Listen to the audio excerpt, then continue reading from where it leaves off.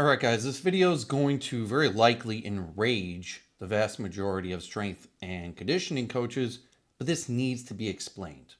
And that is that there's no such thing as sports-specific exercise.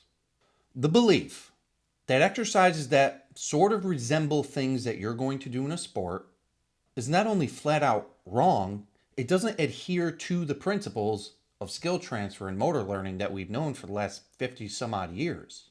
It's literally entirely folklore and myth that's perpetuated by coach after coach after coach.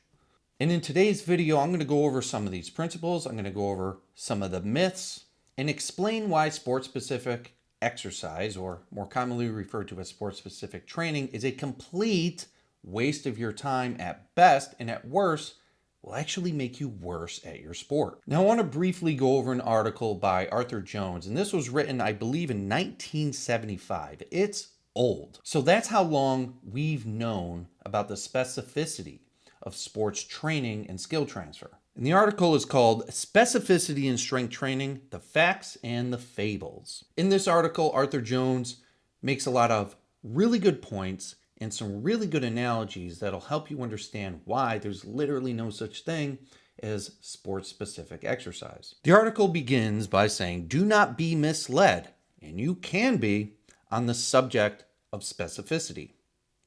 There are no degrees of specificity. Either you have it or you do not. A movement is either utterly specific or it's not specific at all. This being true as it is, it obviously follows that the only possible way to produce specificity in anything is by performing the act itself or the particular skill itself. In effect, the only possible specific training for basketball is the act of playing basketball. The only possible specific training for swimming is swimming itself, and so on. Now, I've been assisting with the strength and conditioning program up at Florida State University with the basketball players for the last few months. And what do we do up there? We don't do any sport-specific training. We just do a basic strength training program done with high-intensity principles. And then outside of that, the athletes practice their sport and practice their skills. Now, this is the way all universities and all professional teams should be doing this. But the myth and the folklore is so embedded into sports training philosophy or sports training belief systems that you've got even professionals doing absolutely ridiculous nonsense that not only is not going to help them, it's probably going to hurt them and make them worse. Arthur Jones goes on to say, if it were possible, which it's not, to design an exercise in such a way that it was nearly specific, then the use of such an exercise would hurt you far more than it would help you. And the closer it became to being specific, the worse it would hurt you. Now, this is called negative skill transfer. And here's a really good analogy that I like to use. Now, we all have a keyboard that we're used to typing on, right? Have you ever tried typing on someone else's keyboard or a completely different keyboard? Maybe a desktop one that's a little bigger with thicker keys and different key spacing. Now, if you think back to it, you might have noticed you make a lot of typos. You make a lot of errors. This is negative skill transfer. Your body adapted so specifically to the skill of typing on your specific keyboard that it could not transfer that skill over to a different keyboard. And that is what Arthur Jones is referring to here when he says the more specific an exercise, the more it could actually hurt you. And that's not hurt you in terms of injury, but actually negatively affect the particular skill you're trying to work on. It would be very similar to practicing on your MacBook keyboard and then going to like a typing competition and using a desktop keyboard that's completely different and expecting to excel and do well. But the fact is, practicing on a different keyboard than you would use in a competition will actually make you worse in that competition. Arthur Jones gives a really good additional analogy in this article. By the way, you can read these articles at arthurjonesexercise.com for completely free. One of the oldest tricks in the world of sport is directly related to specificity in bullfighting. The night before a bull is to be fought, his horns are shortened by approximately a quarter of an inch. The next day, before he has become accustomed to his shorter horns, he goes into the ring to fight and die.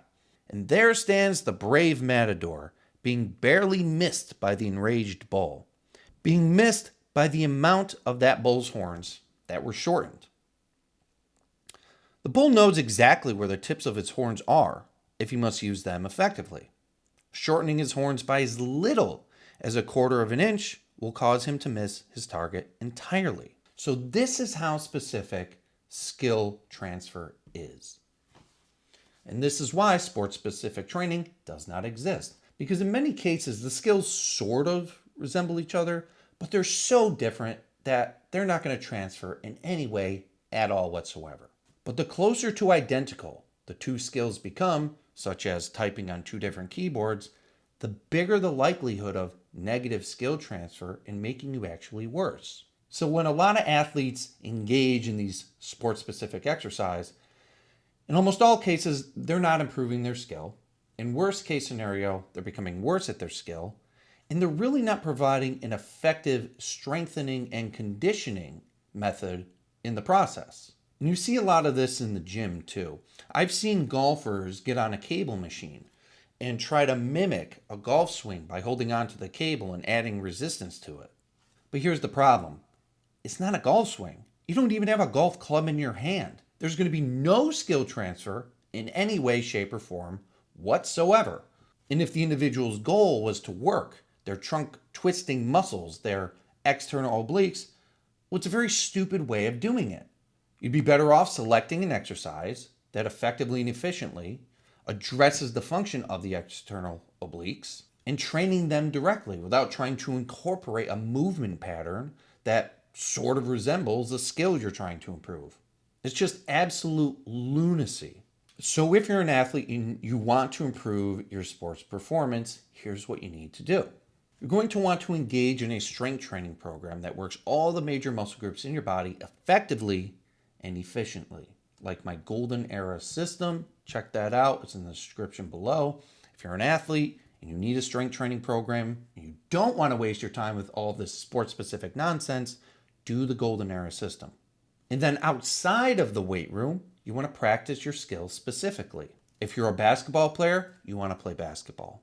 If you're a football player, you want to throw, catch the football, block, do whatever skill is associated with your particular position. If you're a swimmer, you want to swim. If you're a runner, you want to run. If you're a sprinter, you want to sprint. You want to simply practice that specific skill, and you want to do it outside of the weight room.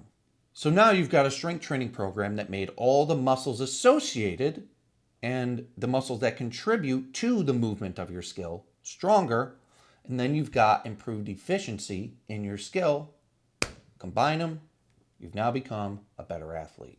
It is literally that simple. Sports-specific training does not exist. It's Thanks for watching. Please hit the like, subscribe, and the bell notification icon to be notified when I give you more evidence-based fitness tips so you can get in good shape, improve your sport, improve your physique without wasting your time in the gym doing nonsense. I'll see you on the next one.